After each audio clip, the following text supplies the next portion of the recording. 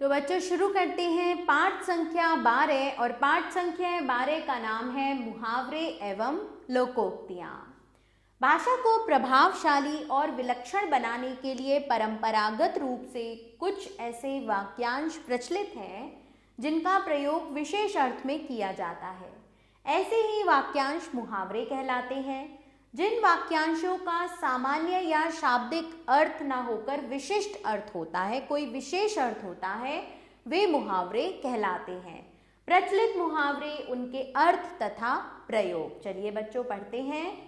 अपना उल्लू सीधा करना, अपना मतलब निकालना।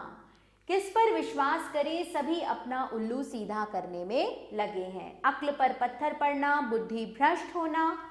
उस बेईमान पर विश्वास कर बैठा, मेरी ही अक्ल पर पत्थर पड़ गए थे। अपने पैरों पर खड़ा होना, आत्मनिर्भर होना। सबको अपने पैरों पर खड़ा होने की कोशिश करनी चाहिए। अपने मुंह मियाँ मिट्ठू बनना, अपनी प्रशंसा स्वयं करना। भोलू की कोई प्रशंसा नहीं करता, वह तो अपने मुंह मियाँ मिट्ठू बनता रहता है। अंधे के हाथ बटेर लगना, अयोग्य व्यक्ति को संयोगवश सफलता मिल जाना। मयंक ना तो ज्यादा पढ़ा लिखा है और ना ही सरकारी पद के योग्य, बस अंधे के हाथ बटेर लग गई। उंगली पर नचाना, पूरी तरह वश में करना। श्वेता की माँ पूरे परिवार को उंगली पर नचाती है। आसमान सिर पर उठाना, बहुत शोर करना। अध्यापक की कक्षा से बाहर जाते ही छात्रों ने जैसे आसमान सिर पर उठा लिया। आग में घी डालना, झगड़ा बनाना। देवांश ने अध्यापक के सामने हंसकर आग में घी डालने का काम किया। आंखें फेर लेना, परिस्थिति देखकर बदल जाना। मुसीबत में सभी आंख फेर लेते हैं। आस्तीन का सांप, विश्वासघाती मित्र। चीन ने भारत पर हमला किया, वह तो आस्तीन का सांप निकला।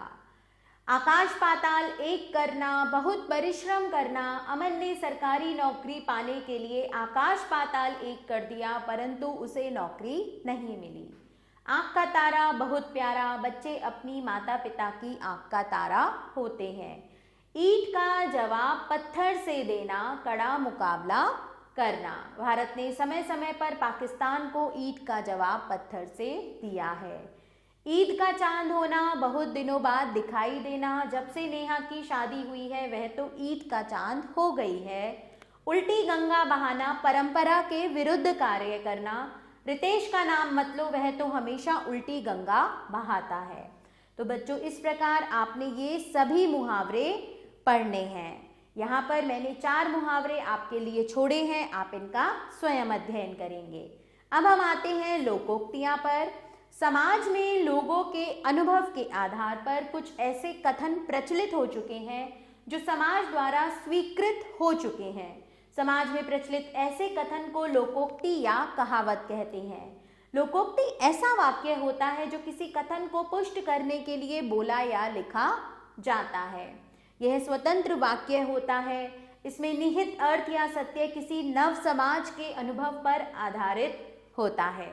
तो चलिए देखते हैं प्रमुख लोकोक्तियां, अर्थ एवं वाक्य प्रयोग। सबसे पहले है अकेला चना भार नहीं फोड़ सकता, अर्थात अकेला व्यक्ति कुछ नहीं कर सकता। वाक्य है इसका, यदि एक व्यक्ति ईमानदार है तो वह बेईमानी खत्म नहीं कर सकता। किसी ने ठीक ही कहा है कि अकेला चना भार नहीं फोड़ सकता। अक्ल बड़ी या भैंस, शारीरिक बल से बुद्धि बल श्रेष्ठ है। छोटे से लड़के ने चोरों से पूरे गांव की रक्षा कर ली, इसे कहते हैं अक्ल बड़ी या भैंस। आम खाने या पेड़ गिनने, अनावश्यक बातों में रुचि ना लेना। काम कैसे हुआ यह ना पूछो, तुम्हें आम खाने हैं या पेड़ गिनने हैं। अपनी अपनी डफली, अपना अपना राग, मनमानी करना। यहाँ तो कोई किसी की सुनता ही नहीं, सभी अपनी मनमानी करते हैं, इसे कहते हैं अपनी अपनी डफली, अपना अपना राग। आम के आम, गुठलियों के दाम, दोहरा लाभ। अखबार भी पढ़ लिया, फिर रद्दी बेचकर पैसे भी वसूल कर लिए, इसे कहते हैं आम के आम, गुठलियों के दाम। अब पछताए क्या होत, जब चिड़िया चुग गई खेत। अवसर बीत जाने पर पछताना व्यर्थ है। रौनित ने पढ़ाई नहीं की और फेल हो गया, अब पछता रहा है किंतु अब पछताए क्या होत जब चिड़िया चुग गई खेत। हाथ कंगन को आरसी क्या, अर्थात प्रत्यक्ष को प्रमाण की आवश्यकता नहीं पड़ती। अनिका ने कनिका से कहा कि यदि तुम मेरी बात को झूठ समझती हो तो अभी मेरे साथ चलो, अभी सच्चाई का पता चल जाएगा। हाथ कंगन को आरसी क्या। ऊंची दुकान, फीका पकवान, दिखावा अधिक और काम कम। नाम तो है शुद्ध मिठाई भंडार और गंदगी देखो कितनी है, इसे कहते हैं ऊंची दुकान और फीका पकवान। ऊंट के मुंह में जीरा, अधिक आवश्यकता वाले को कम देना। एक मॉल बनाने में करोड़ों रुपए लग जाते हैं। मॉल बनवाने के लिए 1 लाख रुपए तो ऊंट के मुंह में जीरे के समान होंगे। एक हाथ से ताली नहीं बजती, एक के करने से झगड़ा नहीं होता। तुमने जरूर उसे कुछ कहा होगा जो उसने मारा, क्योंकि एक हाथ से ताली नहीं बजती। एक चुप 100 को हराए, मौन रहना अति उत्तम है। उस दिन राजा चुप न रहता तो झगड़ा बढ़ जाता, तभी तो कहते हैं कि एक चुप 100 को हराए। एक अनार 100 बीमार, वस्तु थोड़ी और मांग अधिक। धर्मशाला में 4 कमरे खाली हैं और यात्री 50 हैं। यह तो वही बात हुई कि एक अनार 100 बीमार। काला अक्षर भैंस बराबर, अनपढ़। बुद्धू को पत्र लिखने से कोई फायदा नहीं, उससे तो स्वयं ही जाकर ही मिलना पड़ेगा, क्योंकि उसके लिए तो काला अक्षर भैंस बराबर है। तो बच्चों, ये थी हमारी लोकोक्तियां और अब आते हैं हम रचनात्मक मूल्यांकन की ओर। सही विकल्प पर सही का चिन्ह लगाइए। कौन सा मुहावरा सही नहीं है? अंधे के हाथ बटेर लगना, आंख फेर लेना और आग में तेल डालना। आग में तेल डालना। कौन सा मुहावरा सही है? उंगली पर उछलना, आस्तीन का सांप और ईद का तारा। तो कौन सा मुहावरा सही है? आस्तीन का सांप। कौन सी लोकोक्ति सही नहीं है? आम के आम, छिलकों के दाम। जी हाँ, ये लोकोक्ति सही नहीं है, क्योंकि क्या लोकोक्ति है? आम के आम, गुठलियों के दाम। रिक्त स्थानों की पूर्ति कीजिए। शादी के बाद वह तो ईद का चांद हो गया है। मुसीबत में सभी मुंह फेर लेते हैं। श्रद्धा की माँ पूरे परिवार को उंगली पर नचाती है। तुम्हें आम खाने हैं या पेड़ गिनने हैं? अब पछताए का होत जब चिड़िया चुग गई खेत। निम्नलिखित मुहावरों का अर्थ लिखिए। अपने पैरों पर खड़ा होना यानी कि स्वावलंबी होना।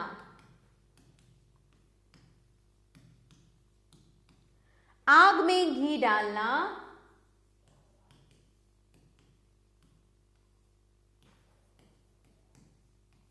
और भड़काना। आंखों में धूल झोंकना, धोखा देना।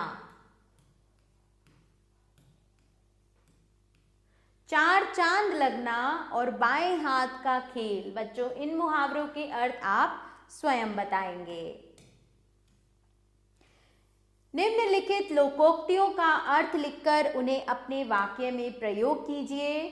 तो बच्चों, यह प्रश्न भी आप स्वयं करेंगे। अभी मैंने आपको सारी लोकोक्तियां पढ़कर बताई हैं। आम के आम, गुठलियों के दाम और ऊंट के मुंह में जीरा, डूबते को तिनके का सहारा, जिसकी लाठी उसकी भैंस। तो बच्चों, ये प्रश्न भी आपने स्वयं करना है। निम्नलिखित प्रश्नों के उत्तर लिखिए।